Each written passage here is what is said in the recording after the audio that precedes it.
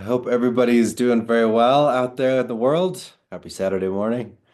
Um, I am a little bit last night as I was kind of finishing preparing for this class, my throat started to hurt a little bit.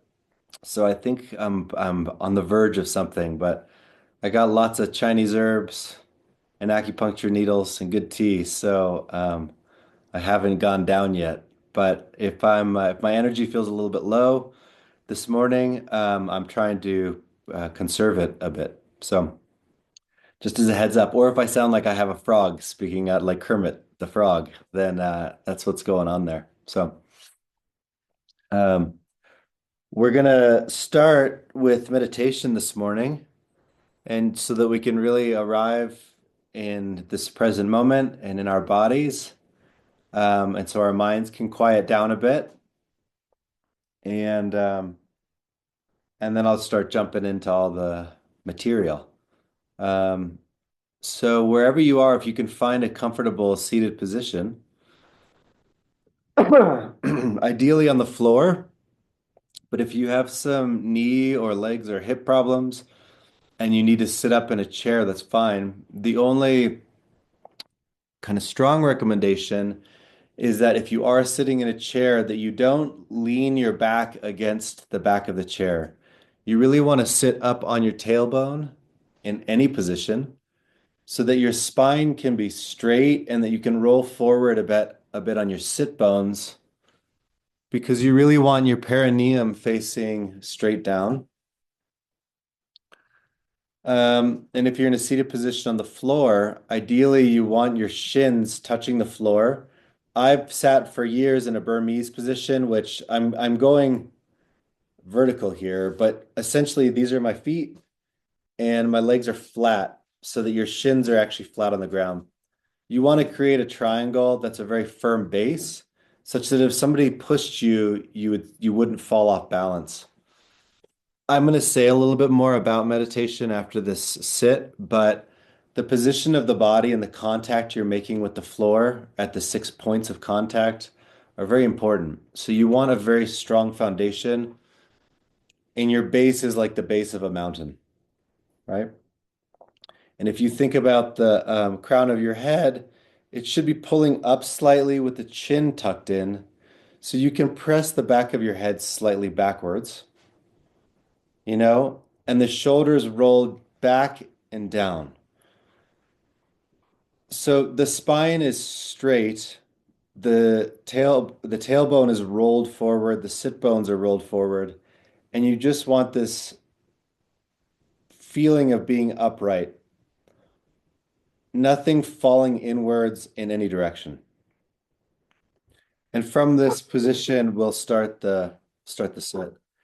If you're seated on the ground or in a chair, you can actually start with your hands on your knees.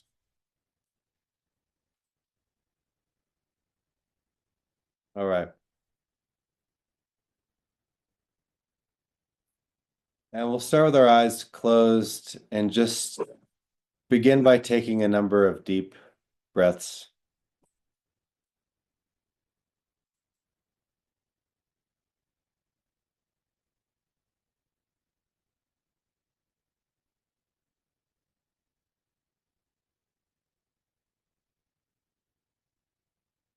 Start to draw your awareness and attention from the outside world to the body.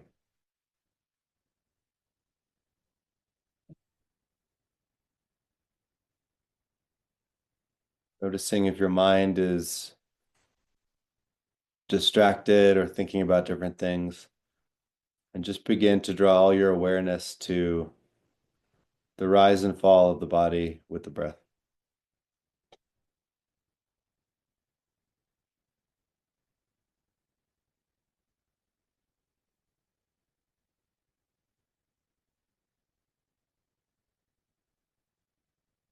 Take a couple of exaggerated deep breaths, letting go of any tension in the body.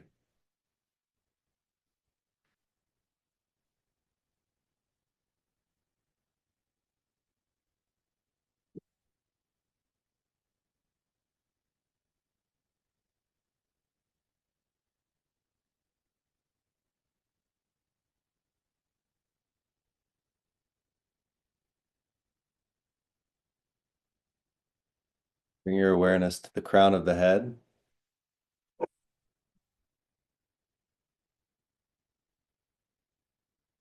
Exhale, allow like water falling downwards, your attention to fall to the area between the eyebrows.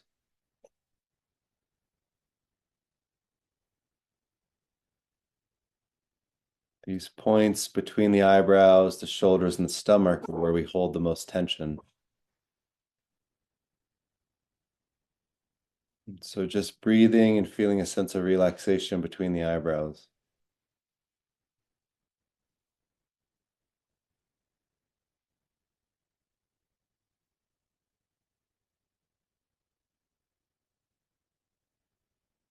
I'm going to inhale, lift the eyebrows, and then exhale and let them drop.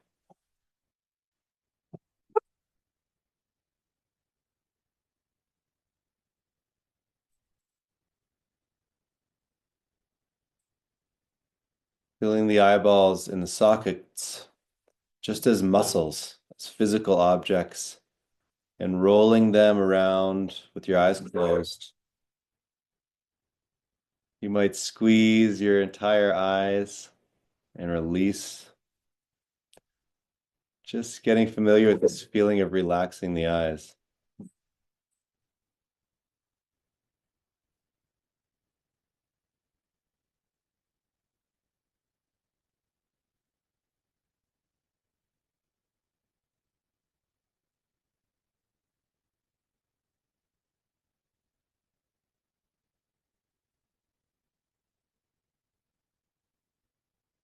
A sense of contentment around the eyes.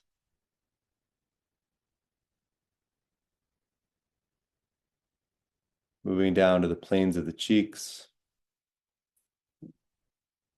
Noticing anything you hold in the jaw and just relaxing. You might roll out your lips and your jaw.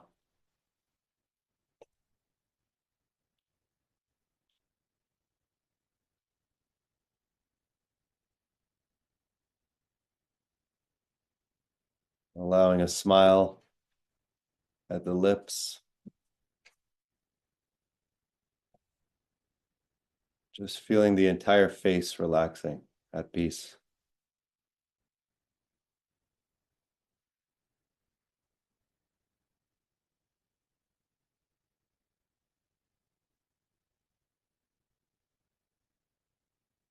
The next exhale, moving down the neck and down into the shoulders.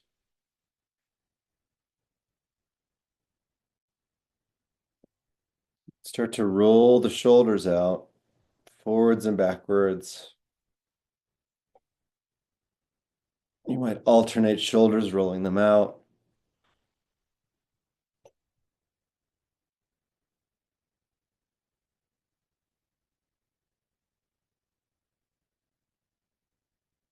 A big exhale.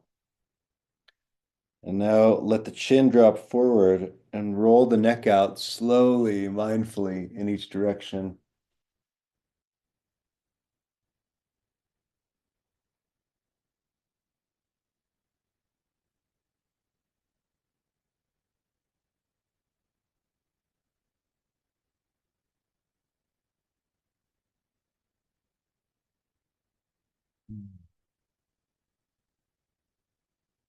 Inhale, lifting the shoulders towards the ears, and exhale, letting them drop. You can do that a couple times if you want.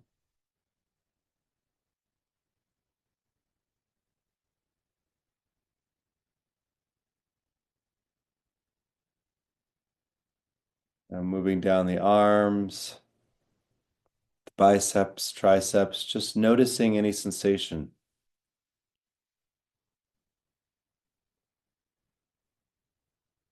Down into the elbows, the forearms, the wrists, feeling your palms resting in your lap or on your knees. We're just going to take a couple breaths, observing any sensations in the arms. We're not thinking about the arms, we're actually feeling the sensations. hot or cold, or your clothes touching your skin, tingling, and just relaxing, allowing your arms and your hands and your shoulders to deeply relax.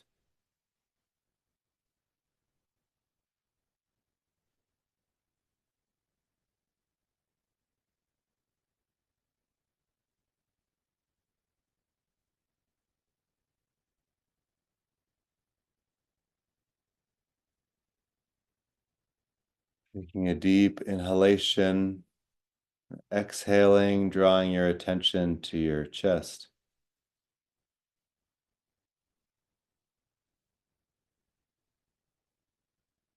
Noticing the subtle rise and fall of the chest as the lungs fill and empty.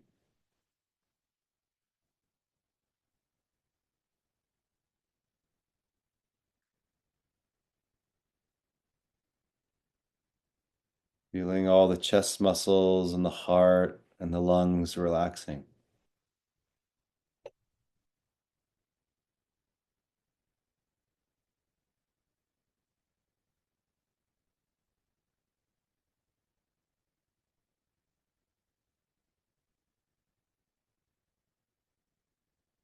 Noticing a feeling of ease and contentment in the chest.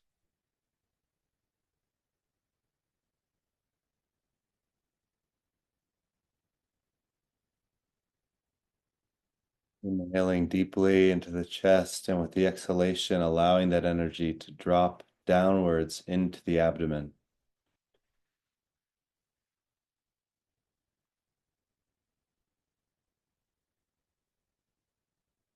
Noticing the rise and fall of the abdomen, the belly button.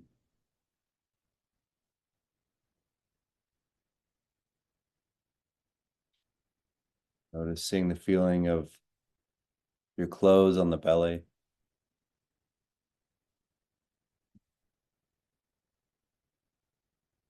Feeling the rise and fall of the diaphragm.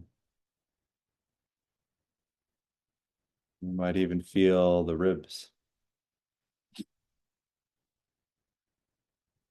Letting your stomach relax.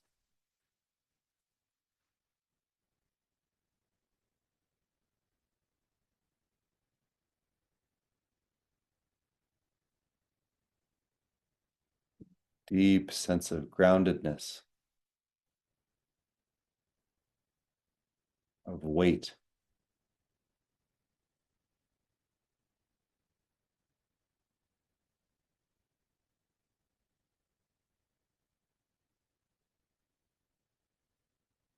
The next exhalation, bringing your attention slowly back up to the crown of the head.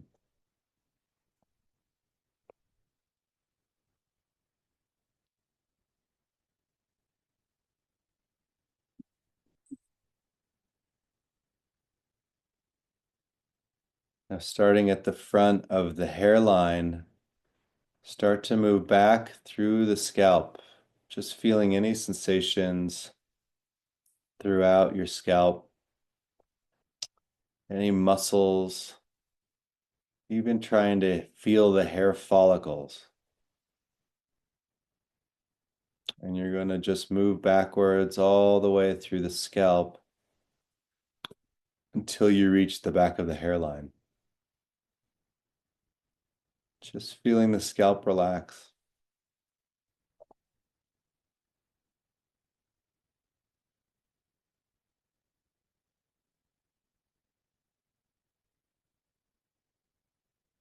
All the way back to the back of the neck, moving down the back of the neck, sweeping down the back of the shoulders, feeling the line along the shoulder blades. And we're going to just stay here in the top third of the back. Just taking some breaths and relaxing.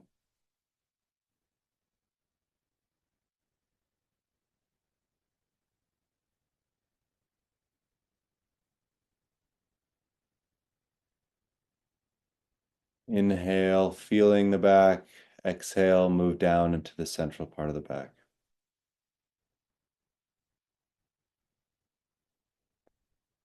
Notice the feelings around the spine, around all the vertical muscles. Notice what your back is holding up, the sense of stability, and allow it to relax.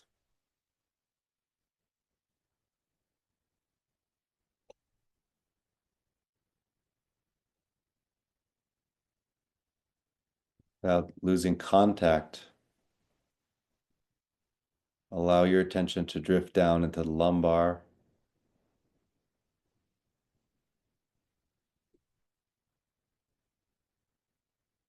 down into the sacral area, feeling your hips,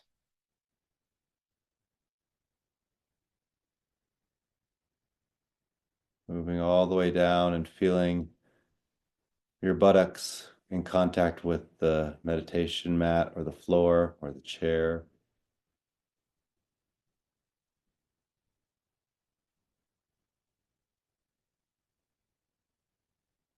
A couple deep breaths, opening your awareness to feel the entire upper body from the waist up.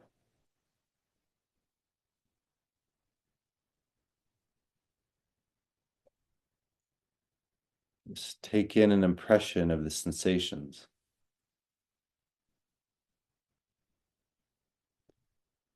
Gently roll forward onto your tailbone, and you can even move side to side until you land at a center point.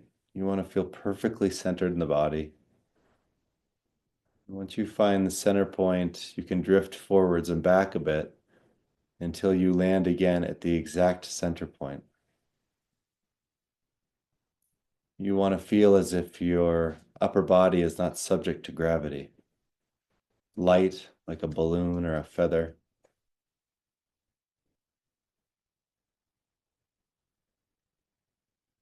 It's a big inhale, exhaling any tension in the upper body and just feeling it completely relaxed.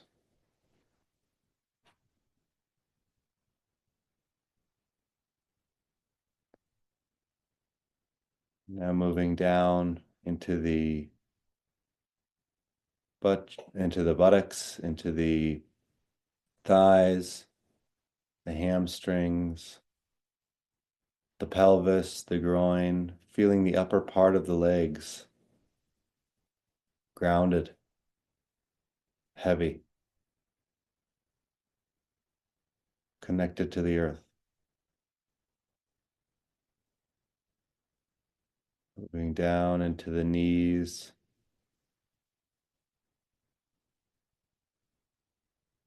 into the calves, the shins,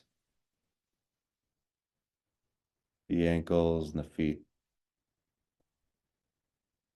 Feeling the weight of the lower body.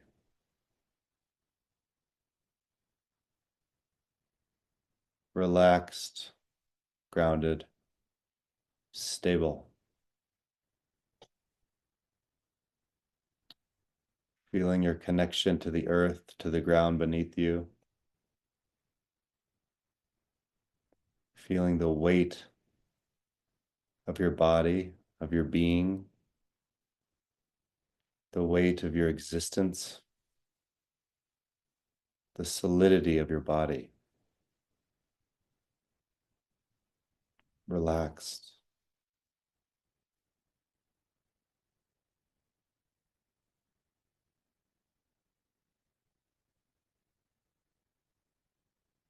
Taking a couple deep breaths, feeling the density of the body.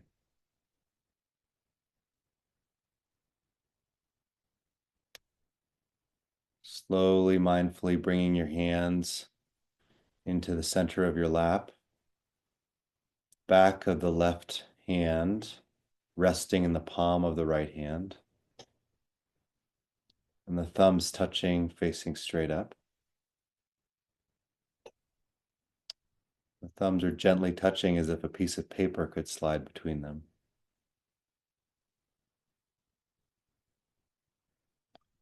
letting them rest just beneath the belly button, close to the body, letting the elbows relax downwards, pulling the chin just slightly closer to the throat, ducking it in, feeling centered.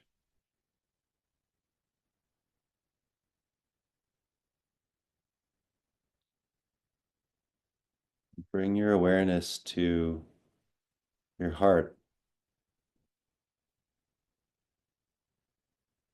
Notice the feeling tones in the body. It's the emotional state of your heart.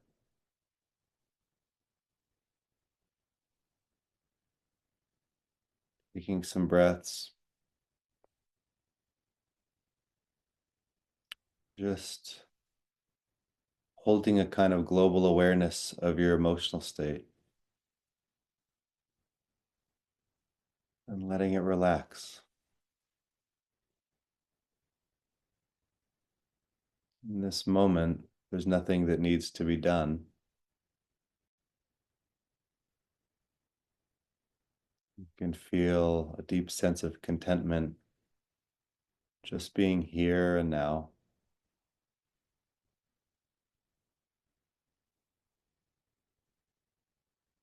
Exhaling and letting go of any emotions that don't belong in this moment. Feeling a deep sense of contentment.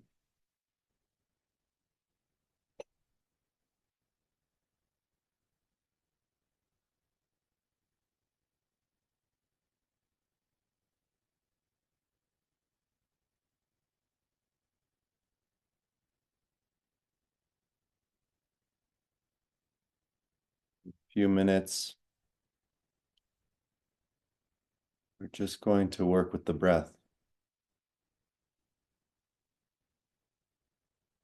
noticing the texture, the frequency, the pace of the breath at the nostrils. Cooler air inhaling, warmer air exhaling. Just staying at the nostrils, allowing the attention to gather there.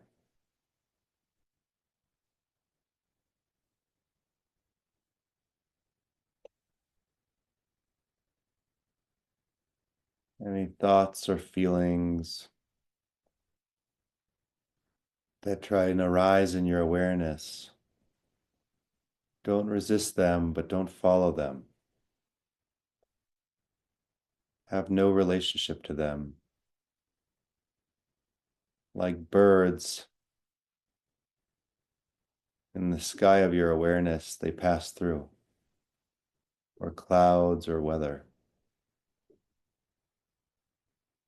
The only stance is no relationship.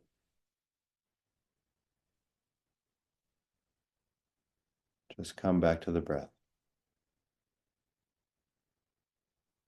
and relax.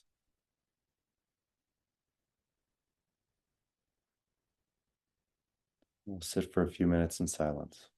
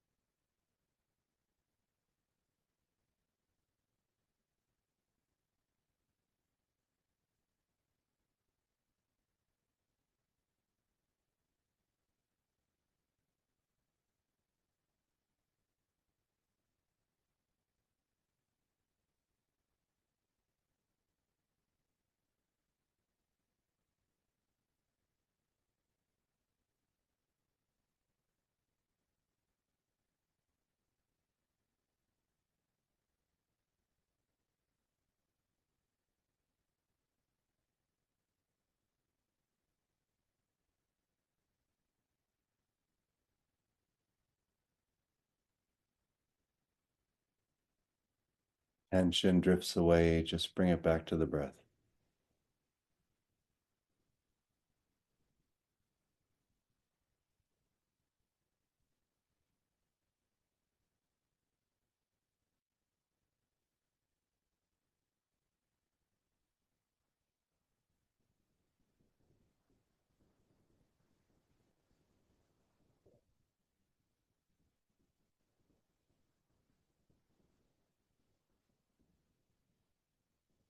Embodied awareness,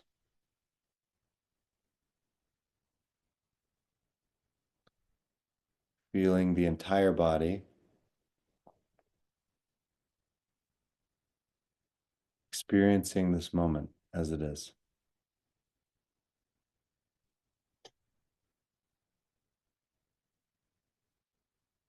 Embodied experiencing.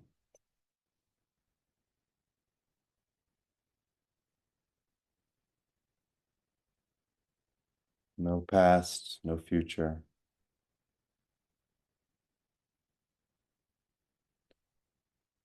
Letting go of the thoughts from before,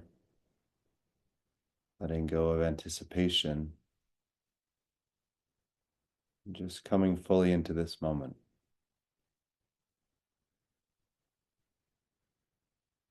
Breathing.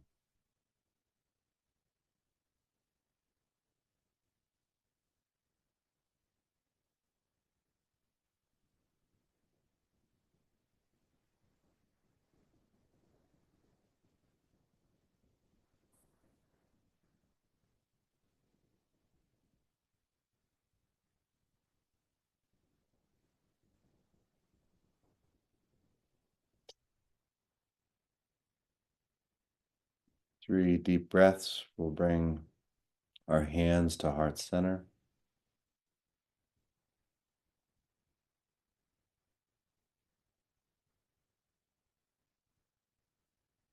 And bow to yourself and to all beings, dedicating this practice space to liberation.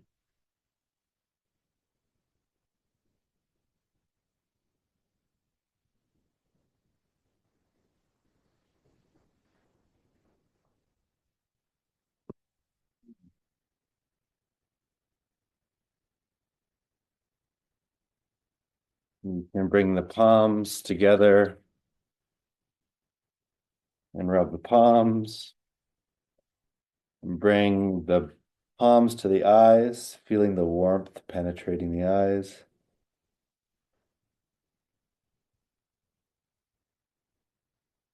And then start to move through the body from the scalp, massaging the face, transitioning out of the meditative space back into the world. You can massage the arms, the shoulders, doing counterclockwise circles, the direction of the intestines, tapping on the heart and lung channels. You can move into your kidneys, just massaging the whole body. And I'm going to start sharing a bit to make sure that I can get through this material in the time that we have here together. You might roll out your shoulders, your neck.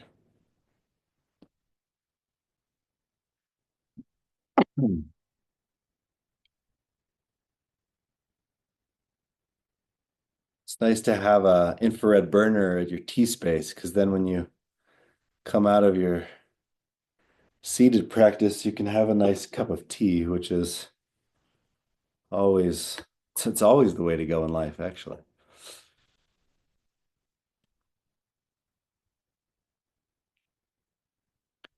Um, so this practice this morning is really um,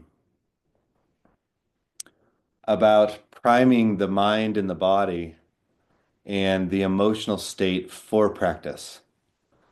So this form of Observing the sensations and deeply relaxing the body is settling the nervous system and putting down the tension that hold our minds taut in scanning or moving or hypervigilant so that the mind can quiet down enough and the body and mind can start to work together and the emotional state so that you can actually really drop into the practice.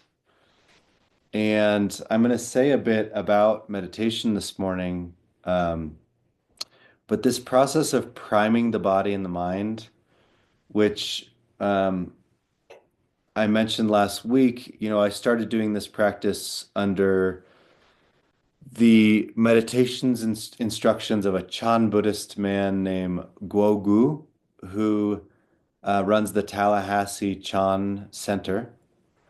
And I find that by starting with an abridged practice of Vipassana, of observing the impermanence of the sensations and deeply relaxing the body in the emotional state, it consistently allows a person to drop much more deeply into the actual practice of meditation.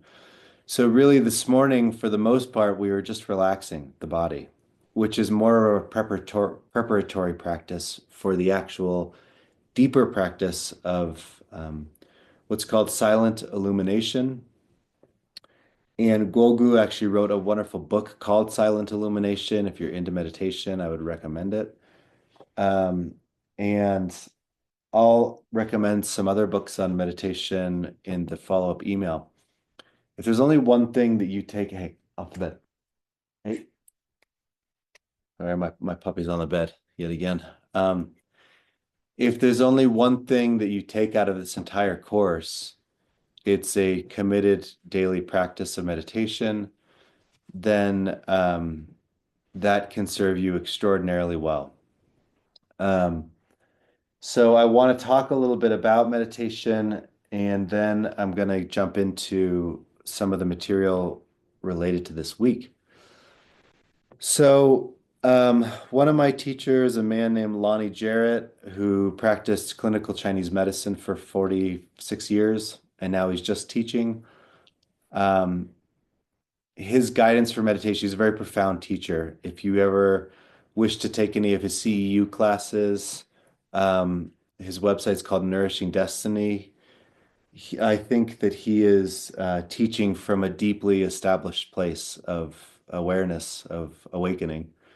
And in terms of understanding relationships, he through 46 years of clinical practice, he saw every version of relationship known to man and distilled a lot of very profound insights into healthy relationship functioning and what that looks like.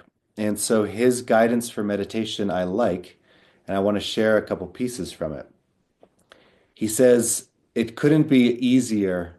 The instructions for meditation couldn't be easier communicated, except they're much more difficult to practice in life.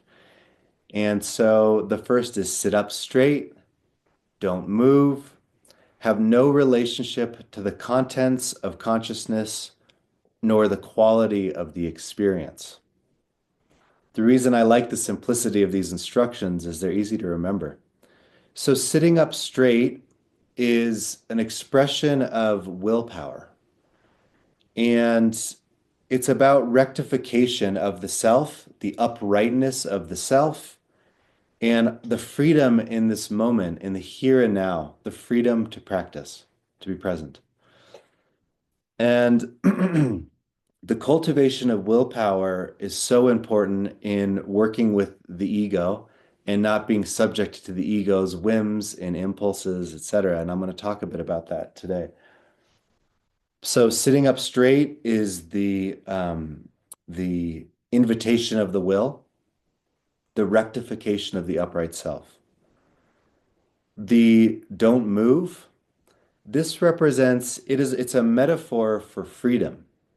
So it's in the face of suffering, of difficulty, of relationship challenges, of anything that arises in life. What is your stance? And the stance from the perspective of beingness or emptiness is don't move. The winds of life come at me, the slings and arrows of outrageous misfortune, whatever comes at me in life, that I remain unmoved. And this is the dimension of the self that is anchored in this moment, in the self, in the security of the self, in the security of emptiness. So the have no relationship to the contents of consciousness, this has to do with our relationship to the mind. So the mind plays tricks on us all day long. I think with a strong meditation practice, we start to see that the monkey mind is just full of nonsense, right? It's just jumping from one discursive topic to another.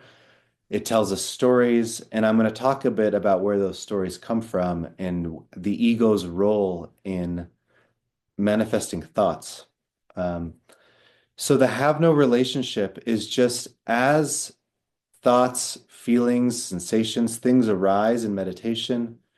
The only stance, there's only one, which is let it go. Just let it go, let it go, let it go. As if you're falling, but you're not reaching for any branches. As Chogyam Trungpa says, he says, the bad news is we're all falling. The good news is there's no bottom. And so the stance of have no relationship is things arise in the sky of awareness. Thoughts are just phenomena. If I like this metaphor Lonnie uses. He says, if a fish is swimming in the ocean, it's not swimming around saying, my piece of wood. That's my coral reef. That's my shark. That's my jellyfish. These phenomena floating through in meditative practice, the thoughts are just objects of their phenomena. They are arising and leaving, same with emotions. So rather than saying I, me, and my, and trying to claim them as my own, these are my thoughts, my precious beliefs, my precious ideas. The only stance is let it go. Let it go infinitely. And this practice of letting go, letting go, letting go, it creates more and more spaciousness that allows us to establish the core of our identity in emptiness. From this place, there is no problem. We don't have problems. And learning to disidentify with our problems, with our precious problems that are so important and they're so special, they're special problem, my special problems. We make it's like Gollum, right? My precious problems. The ego is constantly creating a problem, constantly. The more deeply identified one is with the ego, the more problems they have constantly. Now, one helpful kind of tip of practice, tool of the trade,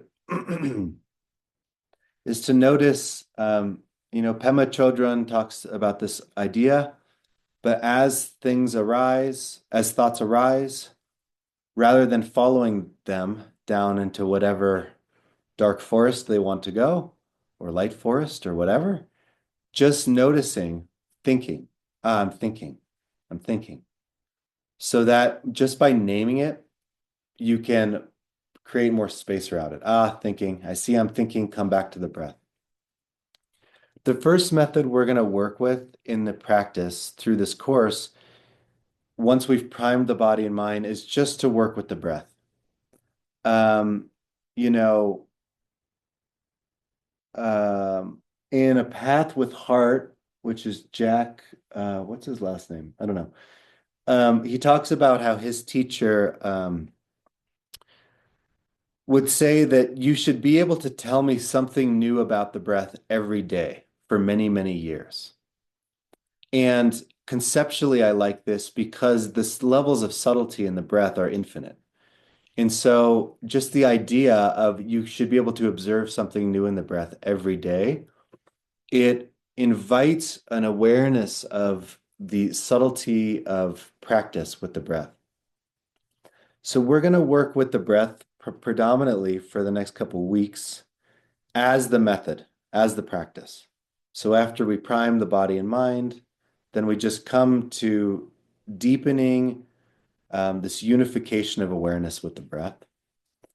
And in relationships, unless and until we can settle the nervous system and the attention and the awareness to embody our awareness, it's very hard to heal relationships because so often in relationships we're in reactivity to a trigger, to a projection, to a idea about how things should or shouldn't be.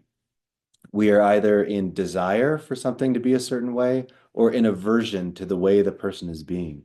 We're constantly in this push-pull relationship in relationships based on where we are at in our egoic identification.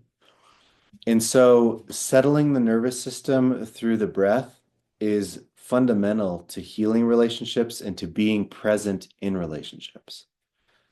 And then after a couple of weeks, we'll go more deeply into the practice of letting go of the breath itself and working just with awareness.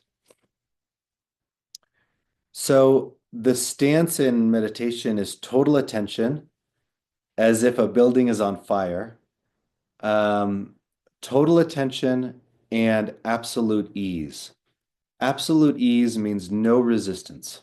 We're not in resistance to any aspect of the experience we're having. I'm going to talk a little bit about next week about when we go deeper into practice, traumas that are latent in the body and in the unconscious begin to rise to the surface, and there is a way to work with that material. Any deep committed meditation practice, challenging material inevitably is going to rise to the surface. And the general relationship to that is let it go, is have no relationship to it. But I'm going to talk next week a bit more about how to work with trauma held in the body at a deeper level, because we can heal that material in practice. In fact, it's the most effective place to navigate that material. That being said, if you do carry a lot of trauma, if you've had a lot of traumatic experience, especially in childhood, it's important as you go deeper into this work, because we're talking about relationships and how we feel safe in relationships. It's important to work with a professional trained therapist or psychotherapist or somebody that can help you navigate the material that arises. Um, and I'll say a bit more about that next week. All right.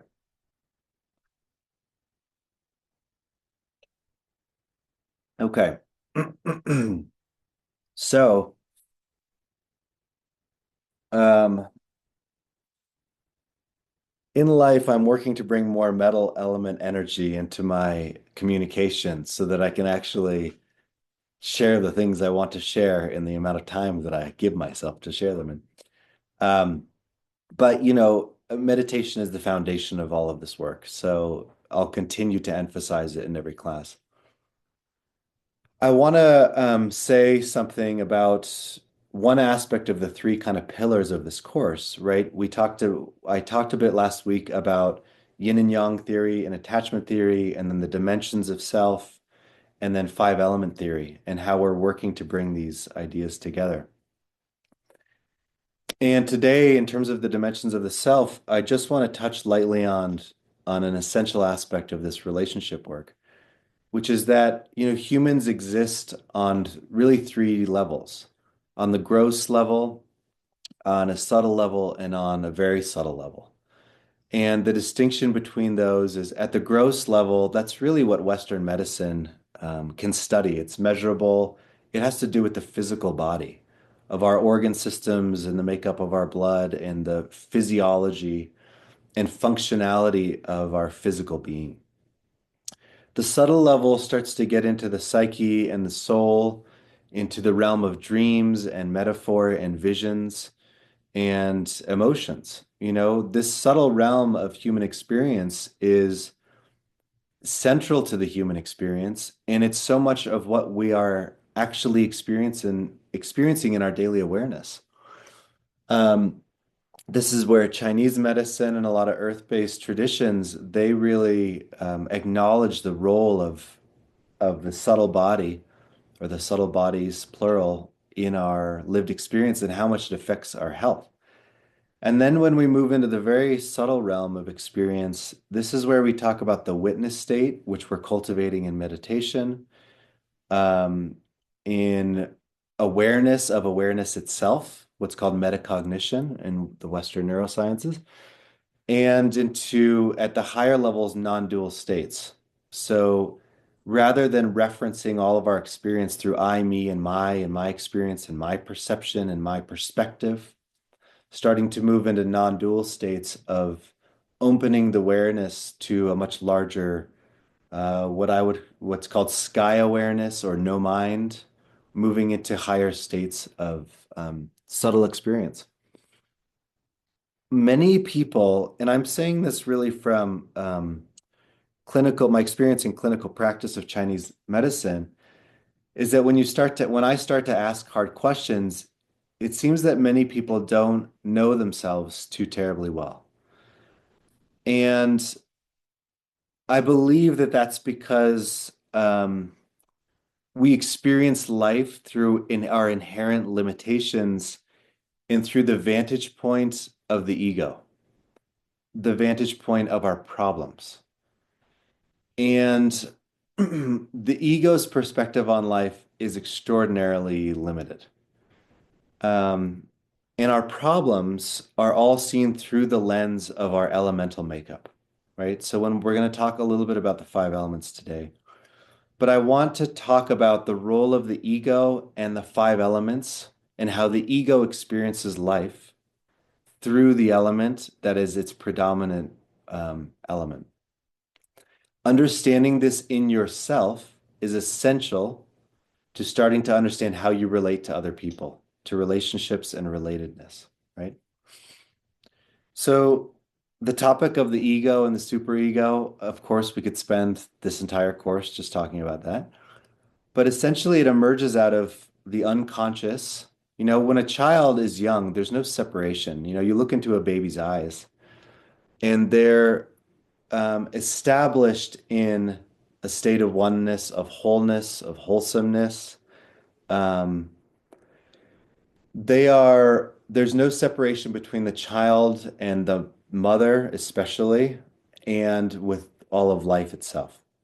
You know, you look into a baby's eyes, it's like looking into the universe, right? And with the gaining of language, as we start to learn words and we start to construct reality through language, the ego emerges out of that unconscious life. And I might talk a bit about psychologically the developmental stages at some point in this course, but for today, we're just focused on the ego. The ego then is assimilated into culture through language, and it develops a worldview based on its familial environment and on the cultural environment that it is raised in. And then at some point early on, there is what I'm calling a traumatic experience, but it's really the first significant psychological experience of separation from the whole, from the family, from a primary caregiver. There's an experience of separation where we become aware of ourselves as separate, and that registers, it's like a shock to the psyche as a trauma. In that moment, whatever the nature of that relationship is, defines in the moment of the trauma, the element that becomes our primary lens through which we see reality. So I'm going to say something about this.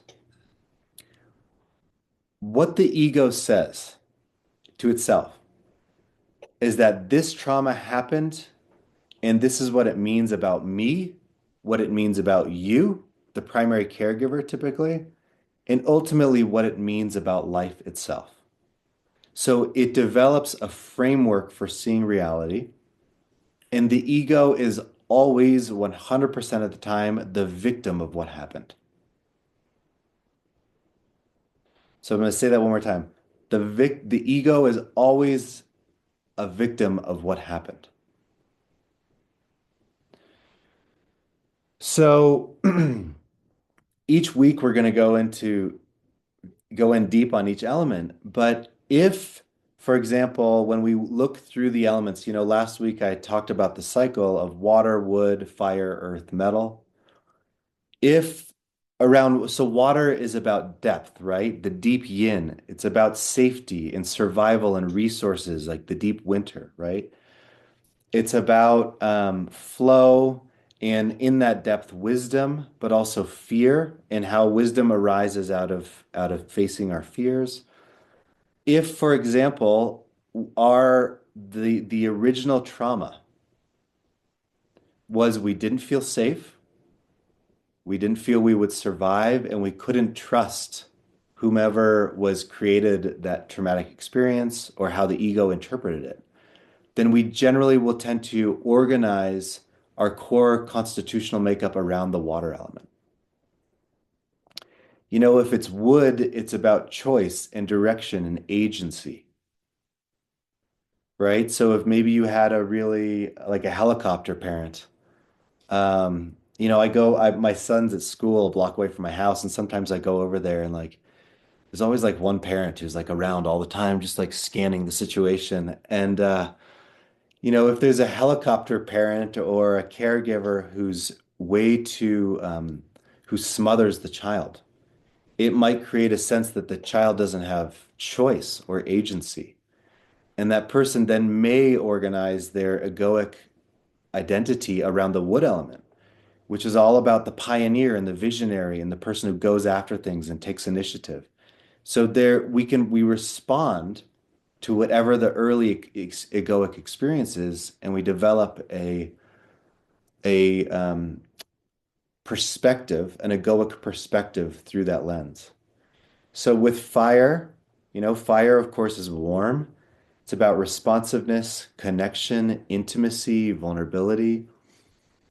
If, for example, we were deprived or neglected when we were young, we might develop a need for warmth, connection, responsiveness, etc. The earth element is all about stability, reliability, care, reciprocity, the nourishment, being nourished and nourishing others, right? Um, in one tradition of Taoist medicine, the mother is responsible for helping a child develop a healthy earth element. Through stability, reliability, nourishment, caretaking, they help the child develop the stable earth element of knowing how to nourish themselves, etc. Whereas the father is responsible for the metal element. And the metal, right, is about order. It's about attachment, letting go, like metal cuts, right? Letting go and having developing healthy attachment, holding on. It's about respect, uprightness, integrity, order, dignity. Um, the metal is often the guardian energy. So you see these elemental aspects of the ego start very early. We start developing them early and creating stories and worldviews around them. Now, the thing about the ego is that the ego always has a problem. In meditation, as we observe the ego frequently, we see that it's constantly creating a problem, and that problem is a reason why not to be whole. The problem is always very special, as I said earlier. And, it's like you will not pry this problem from my cold, dead hands, right? Our problem is very special to us. You wouldn't possibly understand. And I am going to wrap this up in the next 2 minutes, believe it or not, but I'll stay on for a few minutes. The problem is always special and it's superior. So the ego always needs more time. It's never ready. It needs more care, more understanding, more information. It needs one more ayahuasca session. It needs one more drum circle, one more therapy session, one more workshop or, a little more information. It's never ready to wake up. It's never ready to be whole. It's never ready to heal. And this is why often seekers or healers, they will spend a lifetime getting ready to be ready, right? And the analogy is like that one of my teachers uses. He says, it's like you're in the game, you're in the Super Bowl, and the guy is in the locker room doing push-ups, and you go in and you go, what the hell are you doing push-ups? And he goes, I'm getting ready. I got to be ready. And he goes, the game's going on right now. So the ego always needs more time, infinitely. And it's only interested in what I call the four S's. This came to me last night. I was like, I don't know what's with the alliteration, but self-interest. It's only interested in the self. It's only focused on the self. In survival at all cost. In separation, it's always separate from life itself and from the other person in the experience. On superiority, and inferiority can be a form of superiority because it's me and it's my special problem and you wouldn't understand. So even when our problem is makes us feel small, that's still a form of superiority because we're saying you wouldn't understand. And the way that it maintains those things, separation, superiority, self-interest, is by maintaining the status quo. The ego is not interested in you growing or changing or evolving in any way.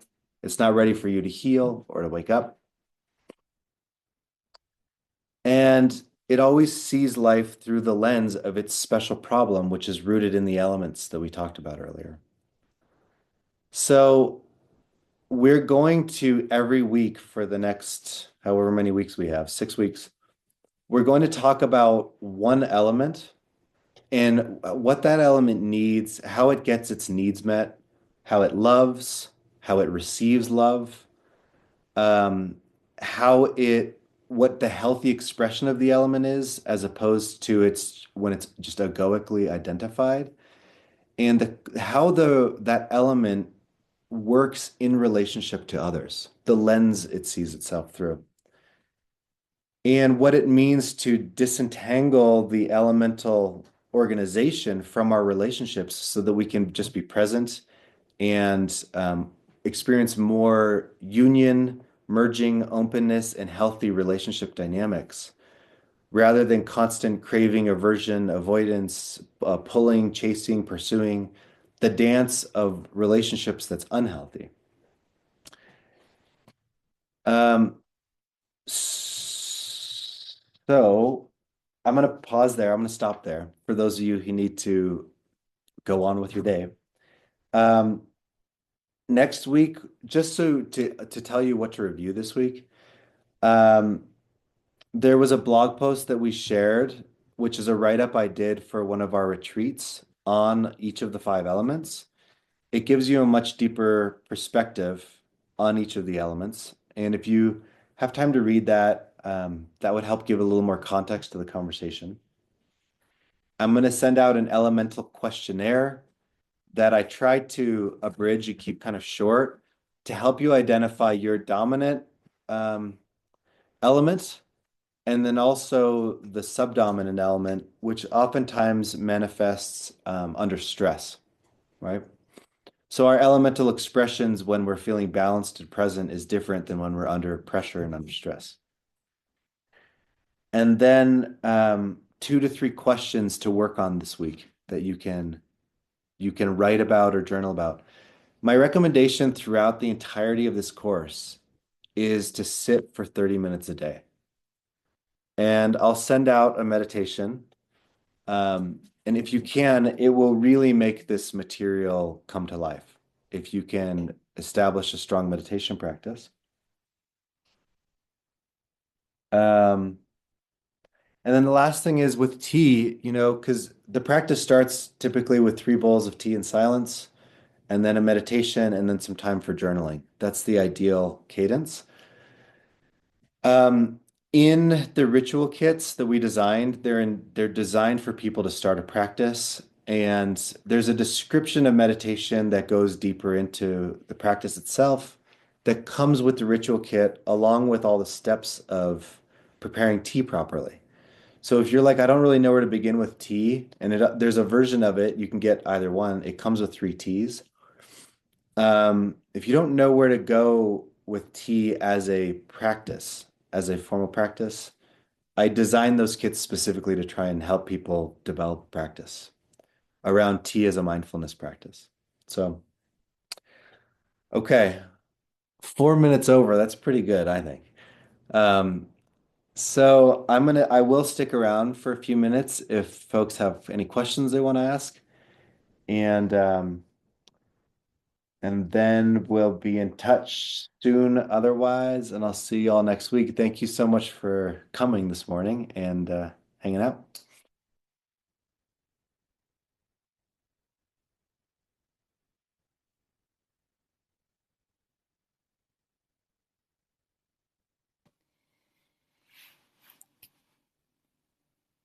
Oh, hi there. Hi. I don't have Morning. my camera on, forgive me. Okay, Claire, nice to hear from you. Yeah, hello there. Thank you for that. That was very interesting again. Um, I would just like to ask you a question about the ego. I'll just keep it very, very brief, but it is a little bit of a big question. So sorry about that. That's okay. Um, you know, that time when the Buddha got enlightened, um, and he had all the demons, he had, Mara and all the many shades and facets of that immersion that he undertook. And at the moment, on just my own microcosm level of just going through the menopause, I feel sometimes like I'm really thrown into that place of very very strong, um, I suppose you could say, ego going ballistic, like all the old stuff that was very challenging coming back, all the old scripts and all the old very strong traumas as well, which I really have healed, and yet they're coming to dance around me sometimes. And it's very, very powerful. And I'm trying to do it naturally with herbs. And I just wonder, I know you're a man, and I get that, but I just wonder, have you got anything to say about what can we, how I'm trying to use it as a practice, right? But it's very, very hard to use it as a practice sometimes because it Yeah. feels so strong. Yeah. And I just want to say, Thank you. Yeah, thank you I for just, I just want, sharing. you're okay. I just want to say one last thing. Yep. I just wonder sometimes why we've got such a, I know why, but I'm just throwing this to you as well, why we have this ability to torture ourselves. And I hate using that word, but why we have that ability to do that feels, when really we're just pure beings, and yet we have the ability to give ourselves such a hard time. I'll stop there. Yeah, there's a lot there. I did warn you. No, I think I appreciate the question, and I'm gonna try to answer it um, Thank you. in as succinctly as possible, Thank which you. it's not my strong suit. Um, the first thing I want to say, so I don't forget, is my Qigong teacher, and she's a very dear friend, and she and I have co-facilitated a number of retreats, is a woman named Yamin Shaheen. The last name is Chehin. And she has now taught for the last multiple years a course on working with menopause as understanding it through seasonality, through the lens of the five elements, as a path of awakening, um, and as an initiation into this next phase of life, Mm, such that it can be a doorway into a much deeper relationship to your femininity and to your process of awakening. And beautiful. Yamin is a very profound teacher. Her website is Healing Thresholds, I think .org maybe. Healing Um, thresholds. Healing Thresholds. And I would recommend really working with her because even though I've studied, the um, process of I've studied these things academically, she's going to be far more versed to help a woman navigate that material than I am. Um, and the second one, this question about the Buddha being tempted by Mara. Mm, Um, Mara, as the last kind of test of the Buddha's enlightenment, sends an arm first sends all these like dakinis, mm, women, to try and tempt him. yeah. And he's like, nah, I worked through that. Hmm. And then sends these armies.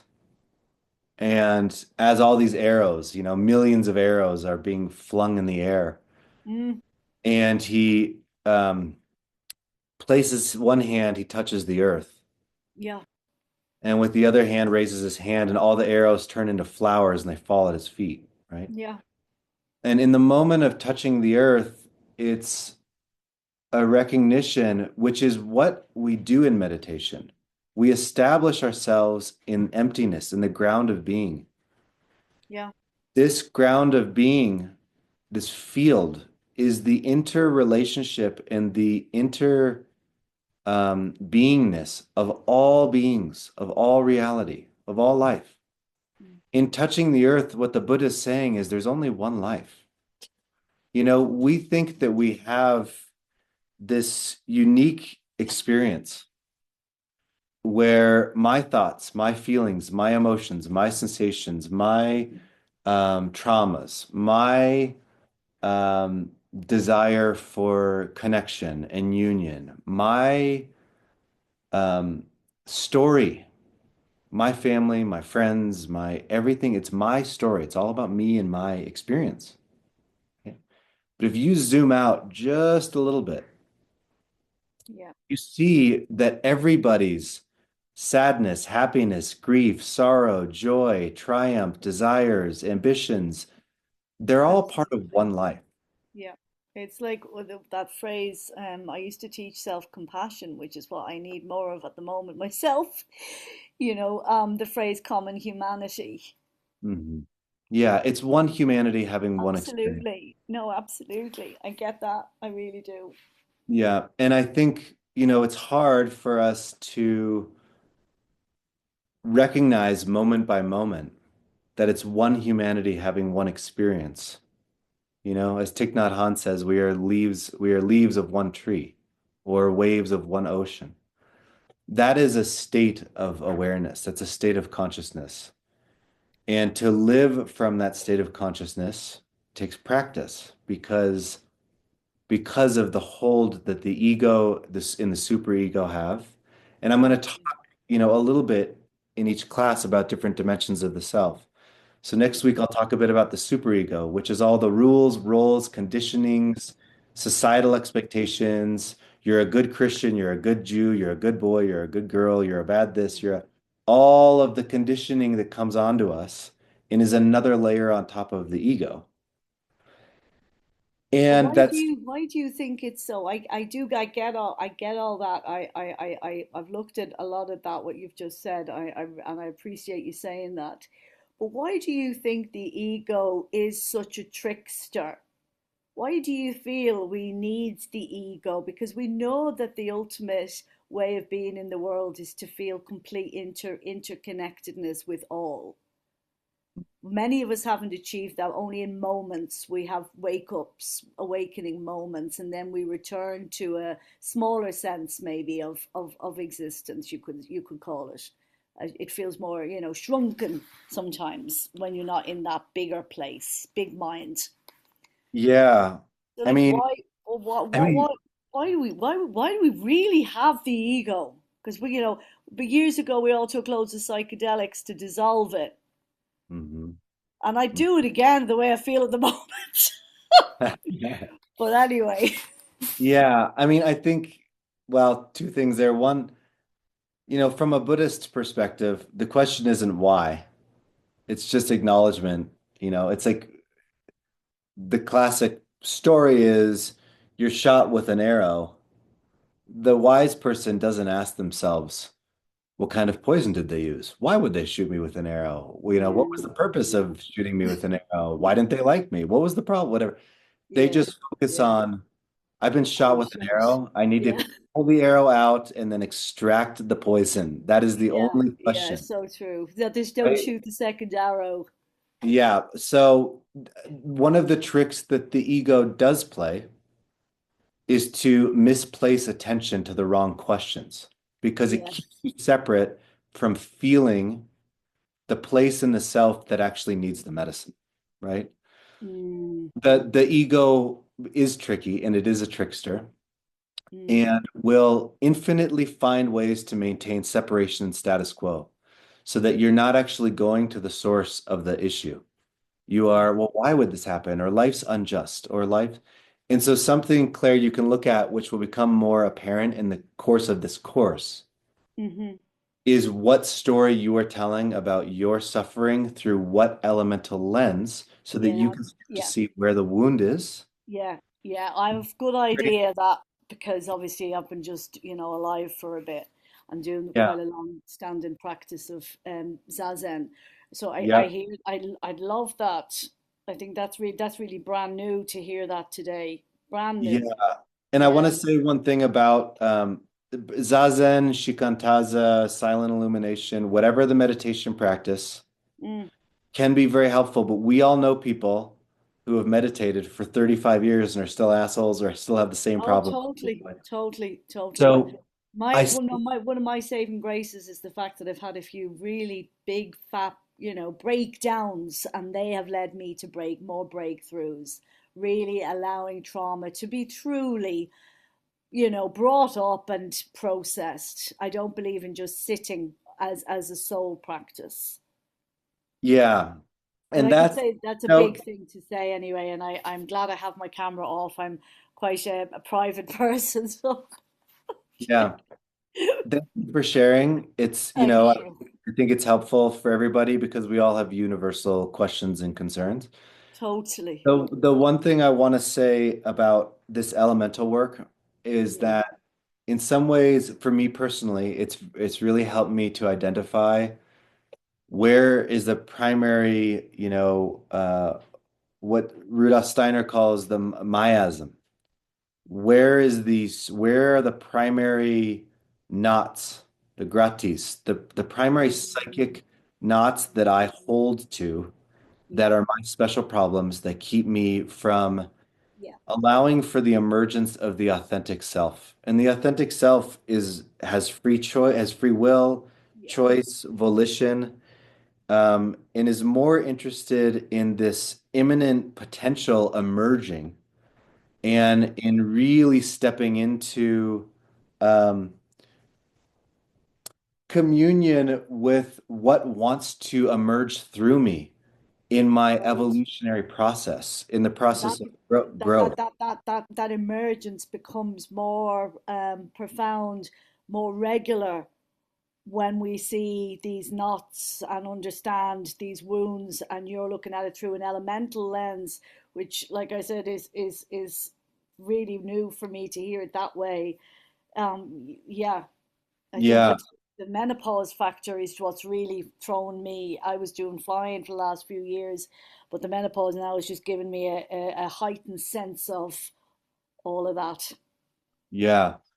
Well, just the fact that you're facing it and that you want to face it is really the most important thing. And also, it is a major step in a person's healing journey and in the journey of waking up when they're less interested in what happened to them in the past and far more interested in the wholesome future that is emerging through them.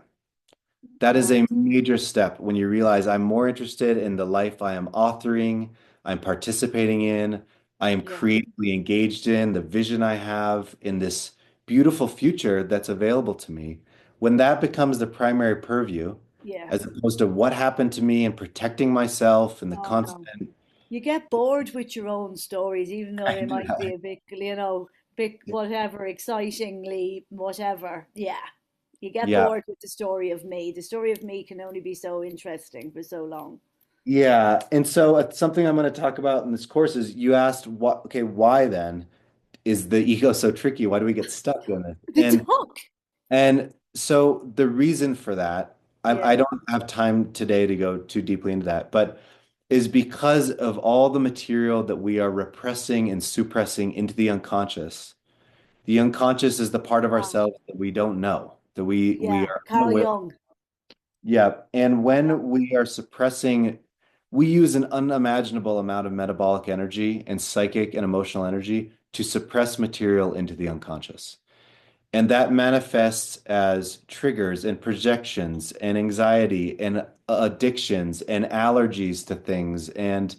constant boundaries in every direction. And this material that has been repressed, the ego will go to extraordinary lengths because it's maintaining the status quo. It does not want you to wake up or change, to keep all of that in this realm of the self that is unknown. And that becomes what's called the shadow, right? And Yeah, so right. part of the Nicely reason that put. we don't evolve and grow beyond the stage that we're at is because we are unable to turn and face all that material and have a creative relationship to the unconscious such that that material can start to arise and emerge. And so some of this work is committing to putting the stake in the ground to grow, to evolve, Yeah. and to say what matters to me more than anything else in my life is my evolution and my development and my growth beyond my current level of limitations. I'm putting my stake in the ground for that. And what it means is I will face anything. I will Yeah. not keep avoiding I will not avoid any more material.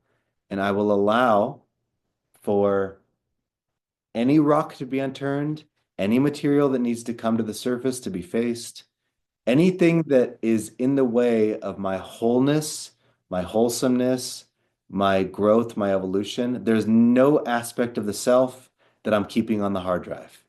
I'm Yeah. allowing it all to come to the surface for for the sake of others, Yeah. for the sake of others. Yeah. And ultimately, that's the real healthy motivator Yeah. is I am doing this work for the benefit of all beings and for the benefit of the people in my life so that I can be a light and a lantern to them of wholeness and wholesome. Beautiful. Colin, Very I Uh, just want to interject as we're yep, coming to we're 20 minutes kind of past 9. Two things. Yamin's work is healingcycles.net. So we can include that even in the follow-up.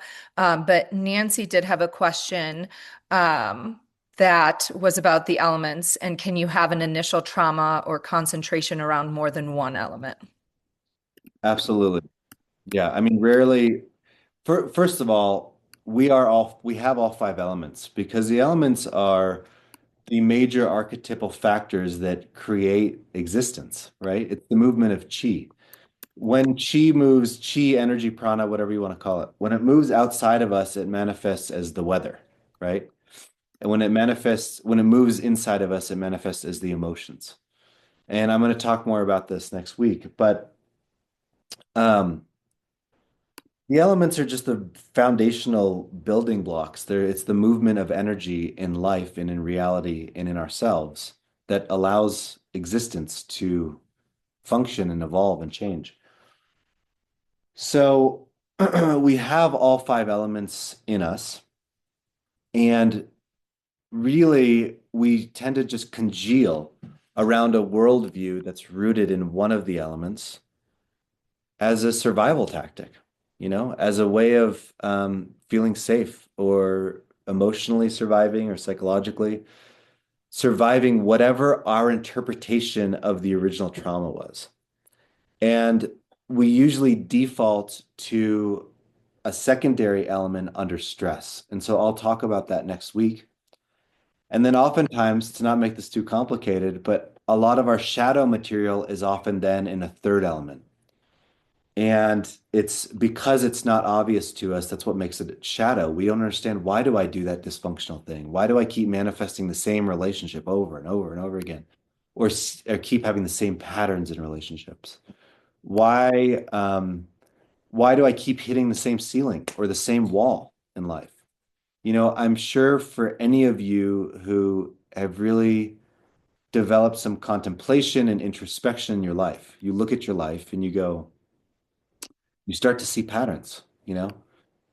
You go, why do I keep doing the same thing over and over and over again? And this has to do with our relationship to the shadow and to our elemental kind of organization.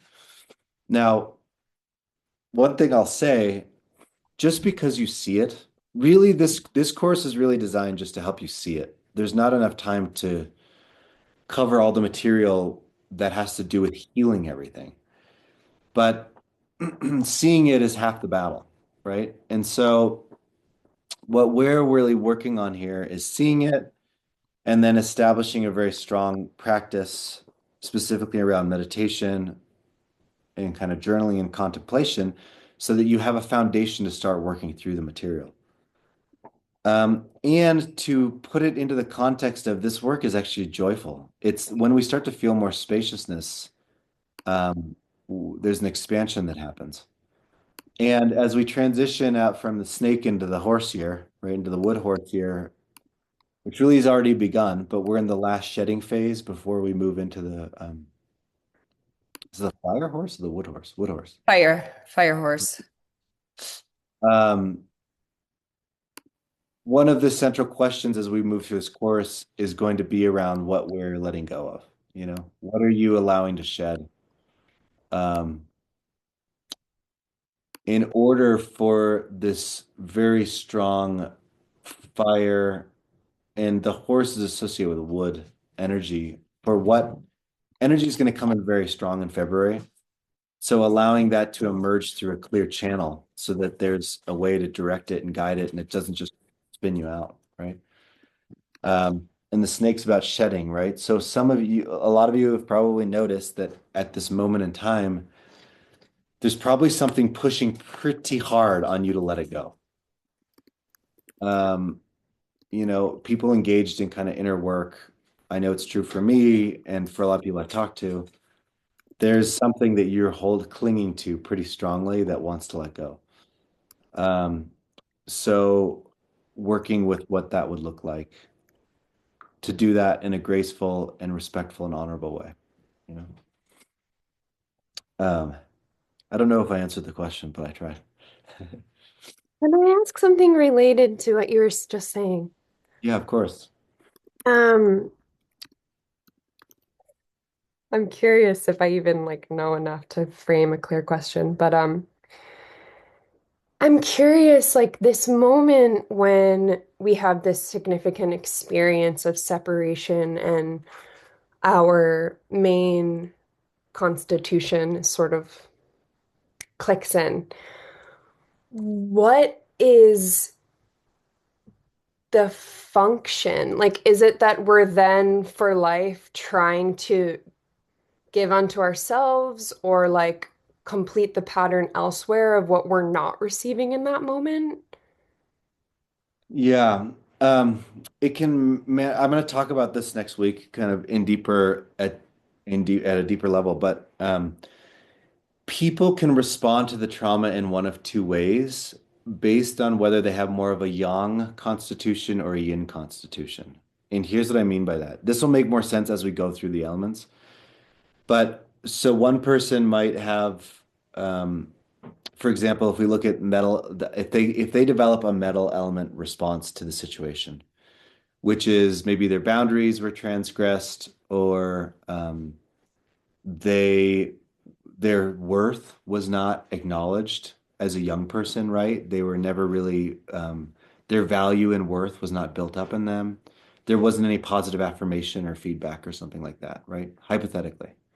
Maybe they had very stoic parents or something like that, right? Or their parents abandoned them or some version of that.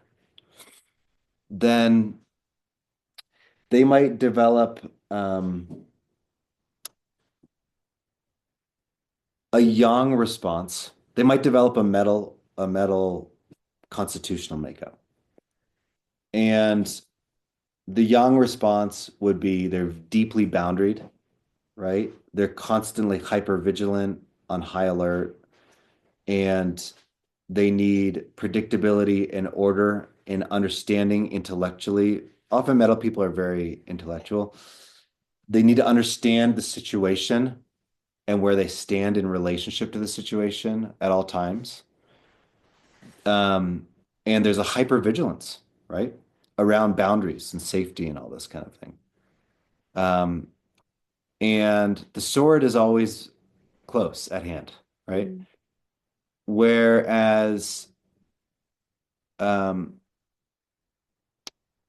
a yin response, they might still be a metal constitutional makeup, but they might have very poor boundaries, right? Mm. An opposite response would be not very poor boundaries, a poor sense of self-esteem and self-worth, a feeling that nobody ever sees them, nobody could see them, and there's this falling in of grief, right? It's the lungs and large intestines, right? This deep grief, deep sadness that they're not seen or valued in life. And they might not have great boundaries and they're sunken in, right?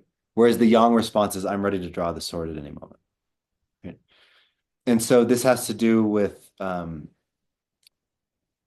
holding on and letting go, you know, um, and creating dysfunctional relationship to can't really develop a close relationship with others because they can't hold on in a healthy way, or constantly on the verge of letting go or can't let go to dysfunctional relationships. A lot of that types of relatedness and attachment and value and boundaries, and that's all metal element, a sense of self-worth. But one's quite yang and the other one's yin. So that has to do with sort of your foundational makeup. So we'll go deeper into each of these, like, because it also shows up in how one loves others or receives love around each of the elements each week. And And there, so yeah, yep. when you say whether you're in the yang versus the yin expression, that's like contingent upon your own personal makeup. Yeah, yeah. There is, and I'll touch on this next week because I think a lot of people probably will have this question. There's what's called prenatal essence and then postnatal essence. Mhm. And prenatal is kind of like what you came in with, right? This does include the genetic information that you received in your DNA. It's where like lineage, trauma, and history and going up your line of women and men, right? That you're carrying as energetic imprinting in your physical being, in your psyche, etc. Right? And then there's specifically your parents' DNA, you know? And then and there's the prenatal essence, which is something really essential about who we are, just kind of how we're hardwired. And then there's where that interacts with postnatal essence, which is the types of influences, familial, cultural, etc., that were introjected into us, conditioned into us through the environment that we were in for during our early years. And where those two meet is kind of what creates an elemental picture of how we present in the world and relate to the world. Mhm. So the postnatal is malleable, whereas the inherited is not. Um, that's a way of putting it. Yes, some people are going to be completely subject to all the postnatal conditioning, and it's just like, I'll give you an example. You probably know people, I don't know how old you are, but I'm 44 and I know people who have not changed since we were 18. They dress the same, they act the same, they have the same worldview, they have the same interests. They're like, there's not much is different than where they were at 18, right? And that is somebody who's fully identified with their postnatal influences. Mm. This is how the world is, right? Now, we can't really change prenatal essence, but we can learn to see it and work with it in a way that's dynamic. And we can also strengthen the other elements, which is part of in Taoism. It's what is the development of the Husien or the Xian, which is the shaman or the sage in Taoism, is one who's cultivated all of the elements and then works with them in a very dynamic way, sees them in the world and works with them dynamically. They're not at the whim of one element, right? So that's really the cultivation of wisdom from a Taoist perspective. Mm.